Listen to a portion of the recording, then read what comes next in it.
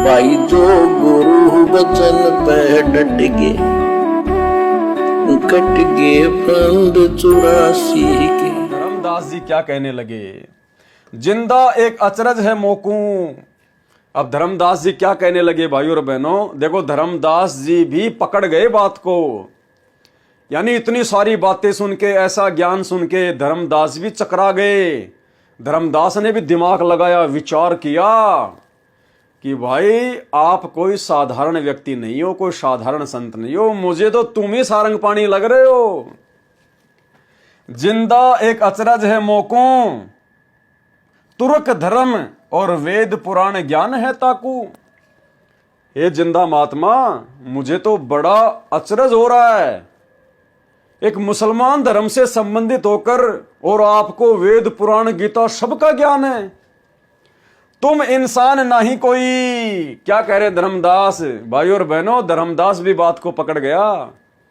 और आप और हमारे आगे तो परमात्मा ने सारा भेद खोल के रख दिया, फिर भी हम नहीं समझ पा रहे अपने गुरुदेव भगवान को।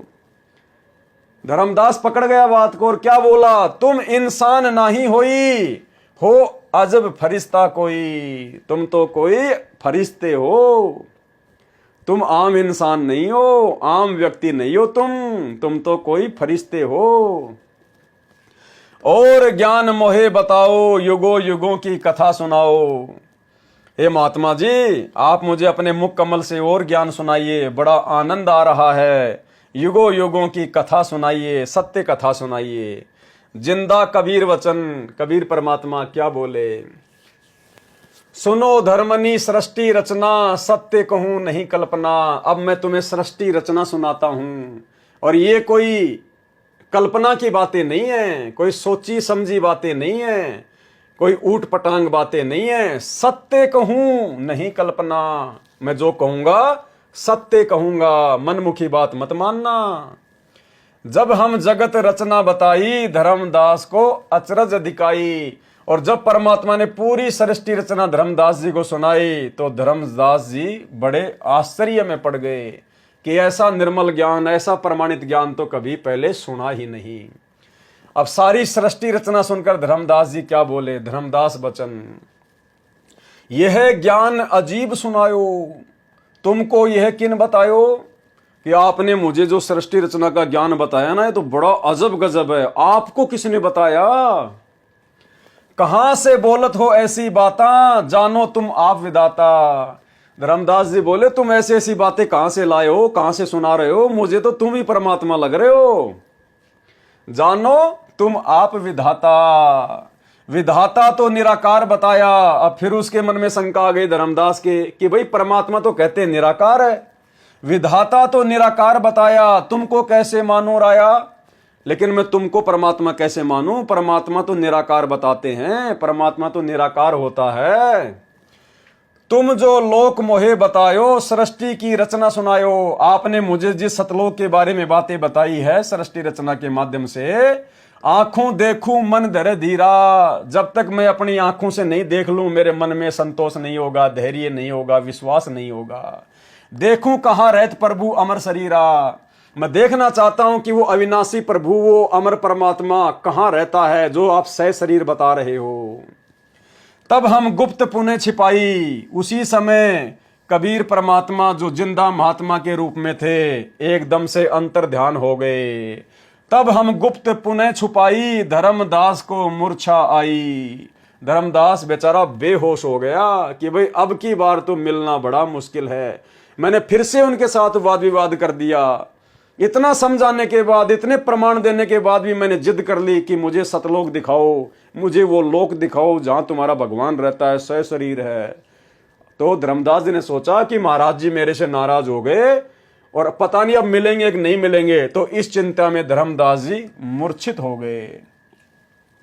कबीर परमेश्वर जी का अन्य वेश में छठे दिन मिलना। अब धर्मदास जी को कबीर परमात्मा छठवें दिन और किसी अन्य वेश में मिले। जब धर्मदास जी मथुरा से अपने नगर को जा रहे थे। चौपाई, दिवस 5 जब ऐसे ही बीता, निपट विकल हिए व्यापे हूं चिंता। 5 दिन धर्मदास जी के ऐसे ही चिंता में बीत गए। छठे दिन स्नान गए।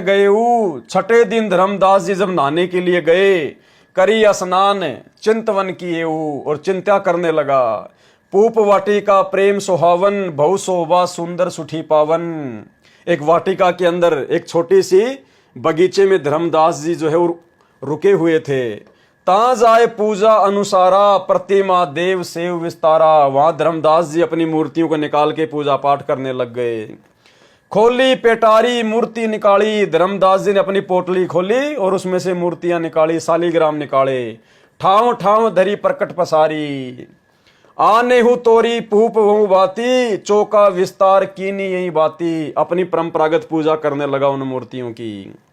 भेष छिपाया ता प्रभु आए, फिर वही कबीर परमात्मा अपना अन्य रूप बनाकर वहीं पर आ गए। चौका निकट ही आसन लगाए, धर्मदास जी की पूजा स्थल के पास ही परमात्मा आकर बैठ गए, अपना आसन लगा लिया। धर्मदास पूजा मन लाए, धर्मदास जी पूजा में मस्त थे, मगन थे। निपट प्रीति अधिक चित चाहे, मन अनहारी ध्यान लोलावई। कहीं कहीं मंत्र पहुप चढ़ाई, कभी वो फूल चढ़ा रहा उन पे, कहीं कहीं अपने वो मंत्र उच्चारण कर रहा था। करी पूजा प्रथम ही सिरनावा, डारी पेटारी मूर्ति छुपावा। सतगुरु वचन। अब परमात्मा जो अन्य रूप में आके बैठ गए थे तो क्या कहने लगे, अहो संत ये का तुम करहू। अरे साधु महात्मा जी आप ये क्या कर रहे हो। पोवा शेर छटंकी दर हूं, के ही कारण तुम प्रकट खिड़ाए हूं। डारी पेटारी काहे छिपाए हो। आप मेरे को देखकर क्यों छिपा रहे हो इनको पत्थरों को। धर्मदास वचन। बुद्धि तुम्हारे जान नहीं पाई। धर्मदास जी बोले आपकी बुद्धि नहीं जान पा रही है इन सब बातों को, इस पूजा पाठ को। कस अज्ञानता बोले भाई, आप मेरे भगवानों को पत्थर बता रहे हो, आप अज्ञानता में बोल रहे हो। हम ठाकुर कर सेवा की न्या, हम तो अपने ठाकुर जी की सेवा कर रहे हैं। हम कहे गुरु सिखावन दीन्या, हमारे गुरु जी ने हमें यही सिखाया है। ता कह शेर छटंकी कहूं और आप इनको शेर छटांग कह रहे हो।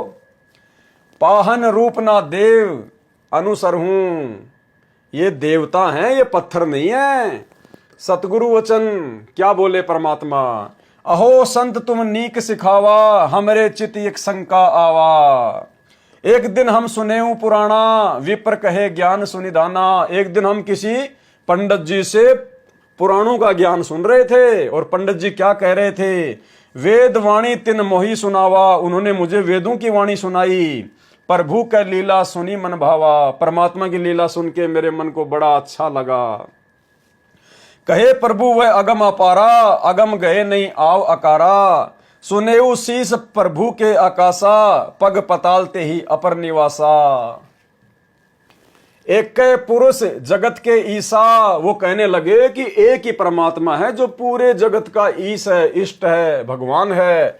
अमित रूप वह लोचन अमीसा, शोकित पोटली माही समाई। अहो संत ये अचरज आई। और वो इतना विशाल परमात्मा जिसने पूरी सृष्टि रची, धर्मदास वो तेरी पोटली में कैसे समा गया। यानी जब धर्मदास जी ने परमात्मा से पूछा इस पोटली में क्या है, तो बोले मेरे भगवान है इस पोटली में।